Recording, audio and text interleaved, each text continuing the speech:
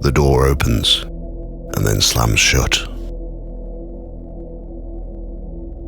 A gust of cold air rushes through the house, and a black mass manifests from the floor and enters the ceiling. You hear children laughing on the stairs, banging from the bedroom. A man appears and looks at you with a cold, dark stare. You run out of the house, never to return.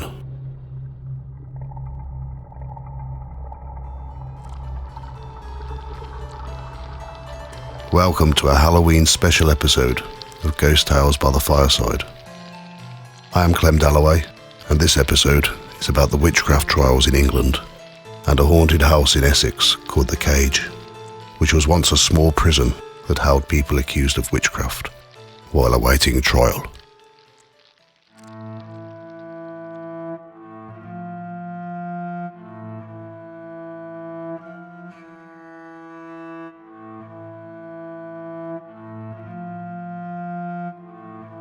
During the reign of Henry VIII, in 1542, the Witchcraft Act, England's first witchcraft law, was passed.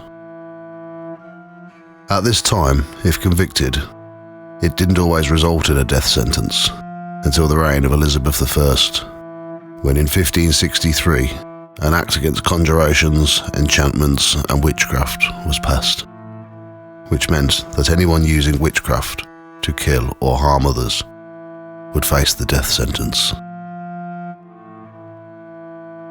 In July 1566, Chelmsford held the first major witch trial, where 4 women stood accused.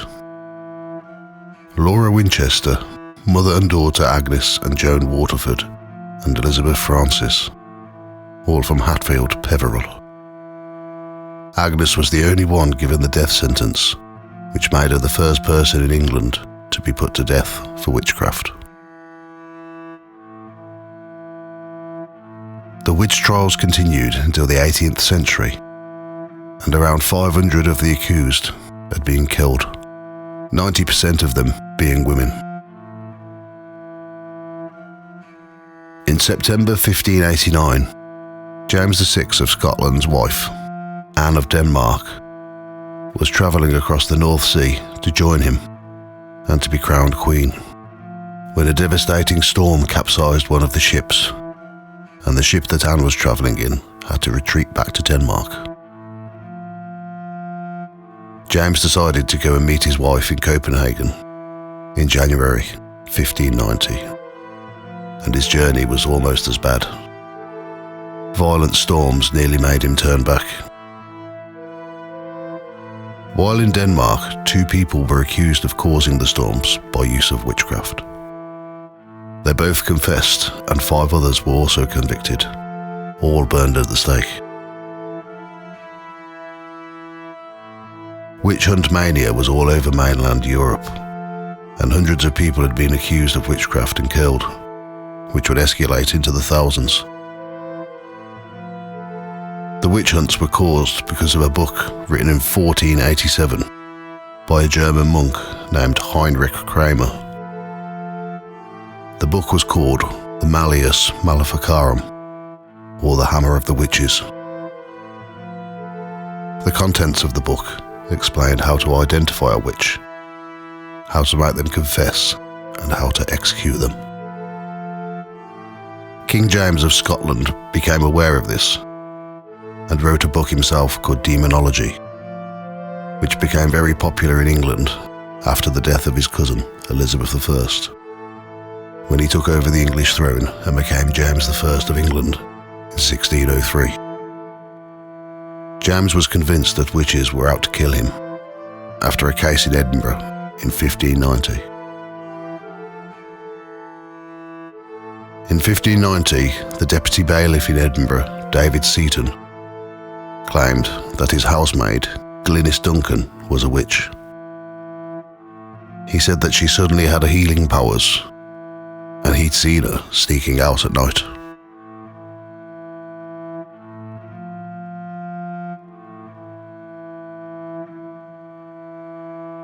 Her master began to grow very inquisitive and examined her, which way and matters of so great importance. Whereat she gave him no answer.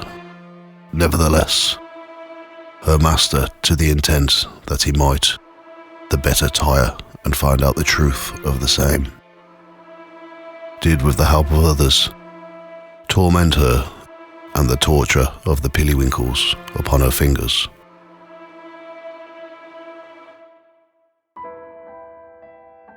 Gillis was tortured with pillywinkles, thumbscrews that crush the bones of the fingers. She still didn't confess to something that she hadn't done. He then wrenched her, a torture process where a rope was tied tightly around her head and pulled tight until the skull fractured, and she would have received terrible rope burns across her face.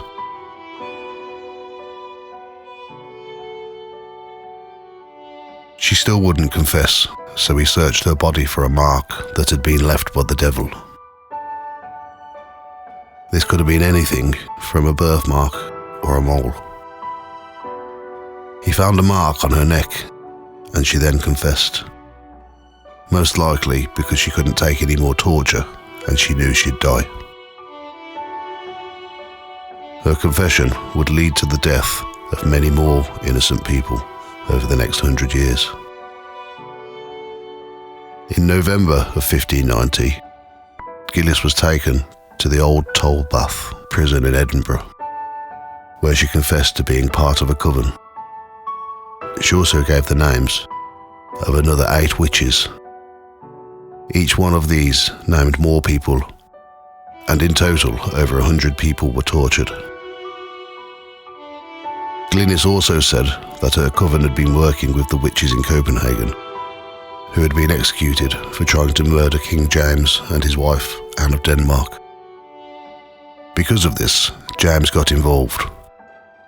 Gillis named a woman called Agnes Sampson, a midwife from Edinburgh, as the head of the coven, who, while under torture, confessed to attempting to murder King James using witchcraft.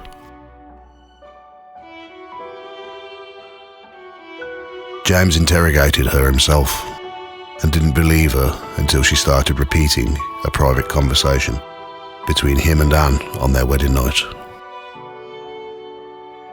This convinced James, and he ordered to have her executed by being burned at the stake along with other witches on the 28th of January 1591 at Castle Hill in Edinburgh. 70 of the convicted people were found guilty and sentenced to death. Glynis Duncan stayed in jail for another year before being executed.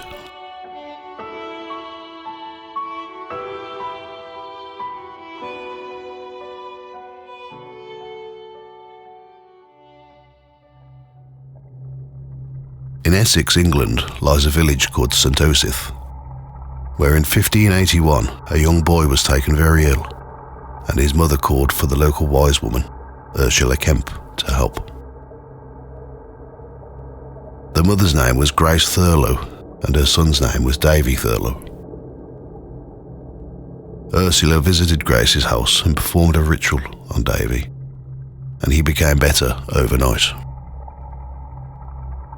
Grace was heavily pregnant at the time, and Ursula presumed that she would be asked to assist Grace when she gives birth.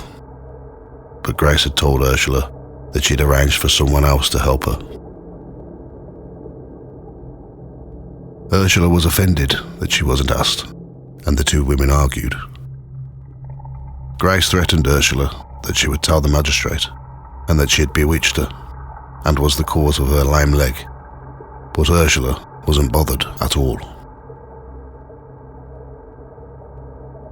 Ursula then asked Grace if she would like her help to nurse the baby, and in doing so, she would also cure Grace's lame leg, in which Grace told her that she'd be nursing the baby herself. Sadly, after 3 months of giving birth, the baby fell from her cot and broke her neck. When Ursula found out, she responded by saying that it wouldn't have happened if she was nursing the baby. Not long after, Grace's leg became much worse, barely being able to stand, but Ursula offered to help her for 12 pence. Grace took her up on the offer, as she was in so much pain. Ursula cured Grace's leg and returned 5 weeks later to collect the money, but Grace said that she couldn't afford to pay her. Ursula left in anger, and as soon as she left, Grace's leg became lame again. The pain became worse than it ever had been before. Grace claimed that she managed to treat her leg herself, but every time it started to feel better, her son Davy would become ill again. And when Davy got better, Grace would be in pain again. In February of 1582, Grace Thurlow went to Brian Darcy, who was the Justice of the Peace, and she accused Ursula of causing the death of her baby, causing her son to be ill, and for making her leg lame by using witchcraft. Other people from the village also spoke out about Ursula, including her own son, 80-year-old Thomas Kemp, who told the jury that his mother kept 4 familiars, which he described as a grey cat called Tiffin, a white lamb called Titty, a black toad called Piggin, and a black cat called Jack. He also told the jury that he'd seen his mother feed them beer and cake and let them suck blood from her own body. She was held at a local lockup known as the Cage until March of 1582, when she was transferred to Colchester Jail. After being tortured, Ursula accused other people from the village of witchcraft, who were also held at the Cage or being interrogated, before some of them being taken to Colchester to be tried. Ursula was found guilty and sentenced to hang in the same year.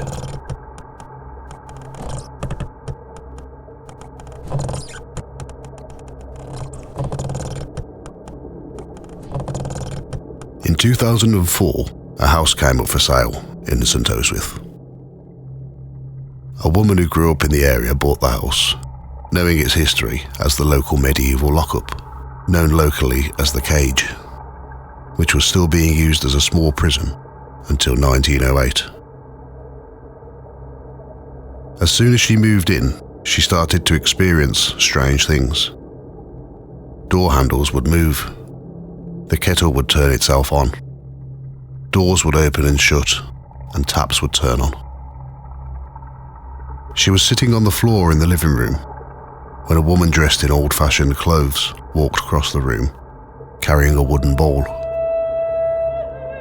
She could see what looked like crushed herbs in the bowl, and as she approached the owner, the apparition sprinkled some of the herbs onto her head.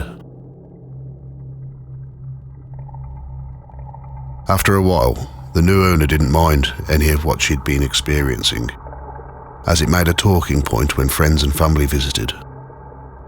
Many of them seeing some of these things happening for themselves, many of them not visiting again. She started experiencing more and more paranormal activity. She would hear the sound of children playing, talking, laughing, and often running up and down the stairs. One day, she was sitting in the living room when a man walked past her.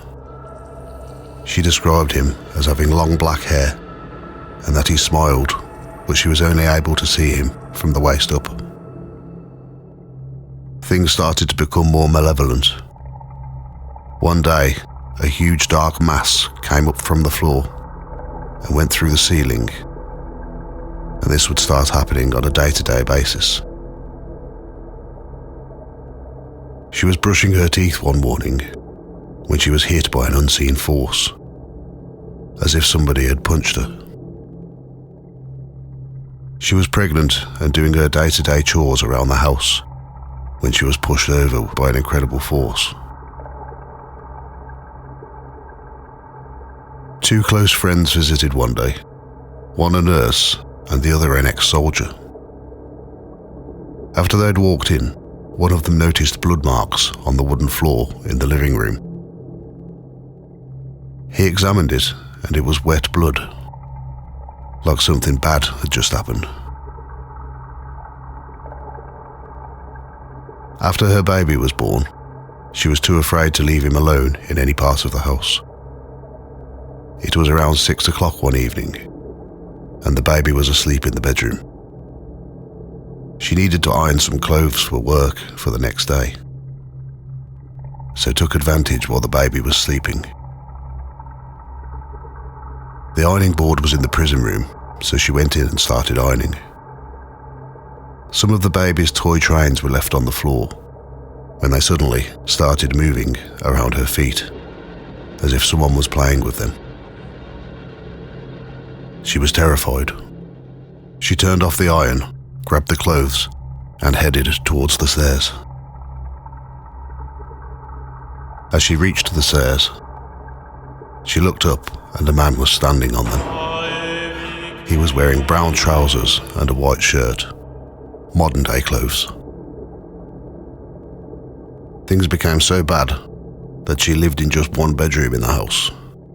She would make her food at work and eat it in there. The noise was becoming unbearable. Men, women, and children talking, banging up and down the stairs, children playing, and a loud whisper constantly repeating, "Kill yourself." After 3 years, she finally moved out, and the house stood empty, only being used for paranormal investigations. In 2019, the house was cleansed by 2 members of the clergy, and it calmed down. She started going in the house again, but a presence still remained. The house was sold in 2020, and has now closed its doors to the public. If you'd like to find out more about the witch trials in England, I do recommend a book named England's Witchcraft Trials by Willow Winsham, which includes the story of Ursula Kemp.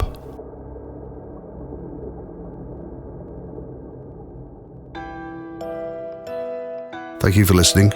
You can find us on the Facebook page, facebook.com Ghost Tales Podcast. You can also find us on Instagram, instagram.com Ghost Tales Podcast. This podcast will be out monthly and is available on most podcast platforms. All music, research, writing, production, art and sound effects are my own work.